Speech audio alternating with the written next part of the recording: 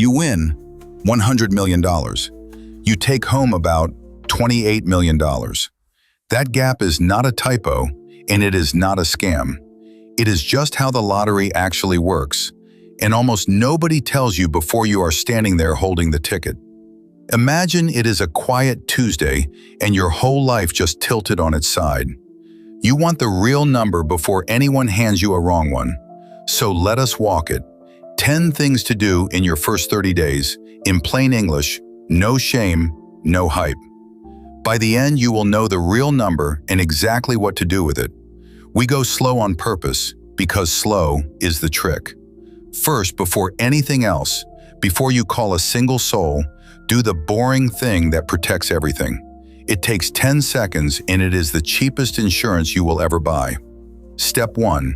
Sign the back of the ticket. A lottery ticket is a bearer instrument. That just means whoever holds it and signs it owns it. No name on the back, and a stranger who finds it on the sidewalk can cash your whole life. There is no customer service line that gives it back. So sign it. Then photograph the front and back. Then put it somewhere a fire or a flood cannot reach. A bank safe deposit box is the classic answer. Just stop carrying the most valuable slip of paper on earth in your back pocket. While that ticket is safe, find out one date that matters more than any other. Your claim deadline. Lotteries do not wait forever. Some give you as little as 60 days. Most common is 180 days. The big jackpots usually give you up to a year. You have time. You do not have infinite time. Write the deadline down. Then forget the rush and slow everything else down on purpose. Notice the strange thing happening to you right now. 1 minute shock, the next a wave of relief, then shock again. That back and forth is normal, and it is exactly why you decide nothing today. Step 2. Before you claim, ask whether you can stay invisible. Here is the uncomfortable truth. In a lot of states, lottery winners are public record. Your name, your town, sometimes your photo, handed to anyone who asks. A reporter, a scammer 2 states away, the neighbor you never liked, all on the same list. And once your name is out, the calls start. Long-lost cousins, charities you never heard of, people with one perfect can't-miss idea that just needs your money. Imagine your phone will not stop buzzing from numbers you do not know, all day, every day. That is what publicity feels like. About 23 states now allow some form of anonymity, and that number keeps rising. Check yours before you claim, because you usually cannot unring that bell. Once your name is published, it is published forever. Even where winners are public, there is often a side door. You claim through a trust or a small company, an LLC, so the public sees the entity, not you. The headline says a trust won, and your name stays off the front page and out of the search results. That is a lawyer conversation, and we will get you a lawyer soon. For now, just know the option exists and decide before you sign the claim form. The order of operations matters more here than almost anywhere else in this whole list. Step 3. The shock. Let us open up that billboard number and look inside. The billboard says $100 million, but that number is a story, not a check. It is the annuity. The lottery only pays you all of it if you take 30 payments stretched over 29 years, each one bigger than the last. Here is the part nobody mentions. Those 30 payments are not equal. Each one is about 5% larger than the year before, on purpose, to keep up with rising prices. Year 1 is the smallest check. Year 29 is the biggest check of your life, almost 3 decades from now. Want it now, in one shot? You take the cash option. And the cash option is a lot smaller. For $100 million advertised jackpot, the cash is around $45 million. So the first cut, before a single tax, lops off more than half. That is not a penalty. That is just the difference between money paid out over 29 years and money handed to you today. A dollar promised decades from now is worth less than $1 in your hand right now. Then the tax man arrives, and here is a nuance most videos get wrong, so listen close. This is the single most expensive misunderstanding in the whole story. When you claim the lottery withholds 24% for federal tax up front, people see that number, do some quick math, and relax. Do not relax. That 24% is not the whole bill. It is barely the deposit. A jackpot pushes you into the top federal bracket, which is 37%. That bracket kicks in past about $626,000 if you are single, and a jackpot blows past that on day one. If you are married, filing jointly, that top rate starts a bit higher, past about $751,000. Either way, almost your entire windfall sits in that top bracket. So picture the trap. The lottery takes 24%. You see a big number land and you feel safe. Then in April, your accountant says the government still wants the gap between 24 and 37%. On a jackpot, that gap is millions. The ones who get blindsided already spent it. The 24% was only a down payment. The rest comes due when you file. Set the difference aside the day you win and pretend it was never yours, because it never was. On that $45 million in cash, the effective federal tax lands around 37%. In real dollars, that is about $16.6 million gone to federal tax, which leaves you, after federal tax and before any state takes a bite, about $28.4 million. Sit with that. The billboards screamed $100 million. What actually reaches your bank is about 28 cents on each advertised dollar. Not a scam, just the truth nobody prints on the billboard. And the state can take more. New York can add almost 11%, and New York City piles on around 4 more on top. Same ticket, same numbers, and where you bought it changes your net by millions. But some states take nothing. Florida, Texas, Washington, Tennessee, South Dakota, Wyoming, and New Hampshire have no state tax on this. California does not tax its own lottery winnings either. 2 people can win the same jackpot the same night, one in New York City and one in Florida, and the Florida winner keeps millions more. So 28 million is your honest floor, and where you live decides how much of the rest you keep. Bad news first, then breathe. The number is still life-changing, and now it is a real number instead of a fantasy. Now you might be wondering if I am exaggerating to scare you. I am not. Here is a real one, straight off a real headline. On Christmas Eve 2025, Powerball advertised a jackpot of $1.817 billion. And the cash option on that same jackpot? About $834.9 million. Right around 46 cents on the advertised dollar before a single tax. Then the same 37% takes its slice on top. Same pattern, every time, at every size. The billboard number is the dream. The cash number is the start of reality. Now you can never unsee it. Step 4. So which do you take, the lump sum or the annuity? The lump sum is the cash option. All of it now, taxed now, yours to invest, spend, or lose. Maximum freedom, maximum responsibility. Nobody is going to stop you from making a terrible decision with it. The annuity is those 30 payments over 29 years, each about 5% larger than the last. It is the biggest total number, and it has a quiet superpower most people overlook. Its superpower is protecting you from yourself. You cannot blow money in year 3 that does not arrive until year 12. For a lot of winners, that guardrail is worth more than the math. A fresh paycheck every year forces a patience a giant pile in one account never will. The lump sum wins if, and only if, you invest it wisely and keep your hands calm. The annuity wins if you suspect you, or the people around you, will not. Be honest about which group you're in today, not the version of you in your head. There is no shameful answer here. Plenty of careful, wealthy people take the annuity on purpose. Decide based on the real you, not the disciplined fantasy version. Both doors lead to a fortune if you respect the one you pick.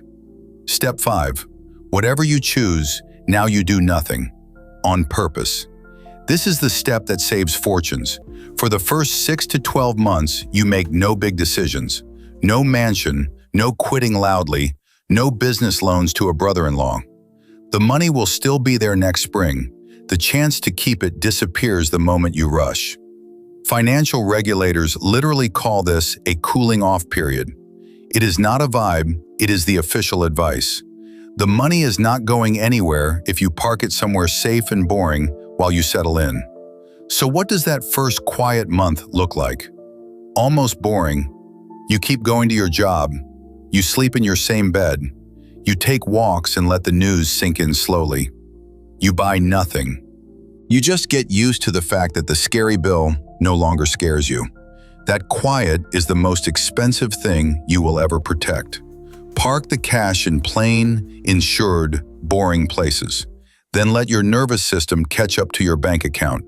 The shock is real, and rushed decisions are where the damage happens. Almost every horror story started in the first excited month. Tell as few people as you can while you wait. Every person who knows is a small pull on the rope. Quiet now, generous later, on your terms. The secret you keep today is freedom you get to spend tomorrow. Step 6. While you wait, build your team. 3 people. First, a fee-only financial advisor. Fee-only means they are paid by you, a flat fee, not by selling you products that quietly pay them a commission. That one word protects you from a whole industry of people who would smile while steering you into things good for them and bad for you. Second, an estate attorney. They handle the trust, the anonymity, and what happens to all this after you are gone. This is the person who sets up that side door we talked about, the one that keeps your name off the headline and your fortune passing to the people you choose. Third, a CPA, an accountant who keeps the tax man fed correctly and on time so that 24 versus 37 surprise never bites you. A good CPA earns their whole fee with one sentence. Here is how much to set aside, and here is the date it is due. Interview them, pay them. Never let any one of them control the money alone. You stay the center. Good advisors respect that and explain things until you understand them. Anyone who rushes you, flatters you, or talks down to you, walk away. There are plenty of honest ones. Step 7. Now the satisfying part. Clear the weight off your back. Pay off the bad debt. Credit cards first, then car loans, then the mortgage if it brings you peace. Debt is the only thing in your life that grows while you sleep, quietly working against you. Killing it is a guaranteed, tax-free return you can never lose. Then build the boring base. A simple cushion of safe money so that no emergency, ever again, becomes a crisis.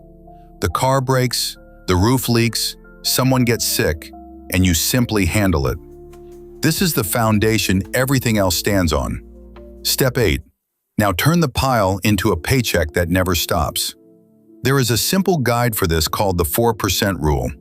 You pull about 4% of your invested money each year, adjust it up a little for inflation, and in most historical cases, the money never runs dry, even over 30 years through crashes and bad decades.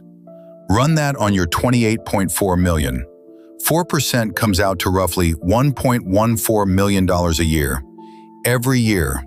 Adjusted upward for inflation as you go, so it keeps its buying power. Read that again.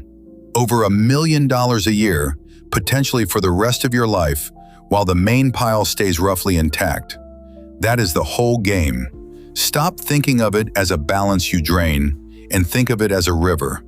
You drink from the river. You do not drink the river. Step 9. Now you get to be generous, the smart way. You want to help family. Good. That is one of the best parts of all this. But hand someone a giant lump and you can trigger gift tax, and worse, you can quietly wreck them. Sudden money sinks the unprepared as easily as it sinks winners. So do it on rails. Every year you can give each person up to $19,000 with zero gift tax and zero paperwork. Not just one person, as many people as you like, every single year. Married? You and your spouse can each give that to the same person, doubling it every year. It adds up faster and quieter than you would think. Picture what that looks like. You quietly help your parents every year, enough to take the pressure off without handing them a shock. The same for your sister, your best friend, your kid. No lump, no awkward thank you, just a steady, calm flow that makes their lives a little softer year after year. That is generosity that builds people up instead of knocking them over. Want to give more than that in one go? You still might owe nothing because of a much bigger lifetime number. On top of the yearly gifts, you have a lifetime exemption of about $13.99 million per person you can give away or pass on before estate tax even enters the picture. Use the small yearly gifts for steady help and save the lifetime number for the big moments. The house down payment, the college bill, the leg up that changes someone's path. Your estate attorney maps all of it. Generosity, structured, hurts no one. Step 10, the last one. Avoiding the real curse. You have heard it. They say 70% of lottery winners go broke. It is everywhere. It is dramatic. Your uncle has repeated it at dinner, and it is simply not true. That number was never real. The financial education group it always gets pinned on actually disavowed it, said publicly it was not theirs and not true. It is a campfire story dressed up as a statistic. Here is the honest, sourced figure. A study of Florida Fantasy 5 winners found about 5.5% filed for bankruptcy within 5 years. Roughly double the normal rate. Real researchers, real data, 2011. So it is real, and it deserves respect. About double the usual risk is not nothing. But it is a world away from a curse that swallows 7 out of 10. The truth is scary enough to learn from, small enough to beat. And notice what actually drives that risk. Not bad luck, not a curse, no team, no waiting, no plan, and saying yes to everyone. Every step you just heard is the antidote to exactly that. You are not cursed. You are just early, and now you are informed. That is the difference between the winners who keep it and the ones who do not. Not luck on the way in, calm on the way through. So here we are, back where we started, but you see it clearly now. The billboard said 100 million. The bank said about 28. Now you know the real number and exactly what to do with it. The fear came from not knowing. You just traded it for a plan. Sign the ticket. Stay quiet. Take a breath. Build the team. Clear the debt. Turn it into income. Give it away on rails. And skip the curse that was never really there. 10 calm steps in order, no panic required. It was never about being lucky enough to win.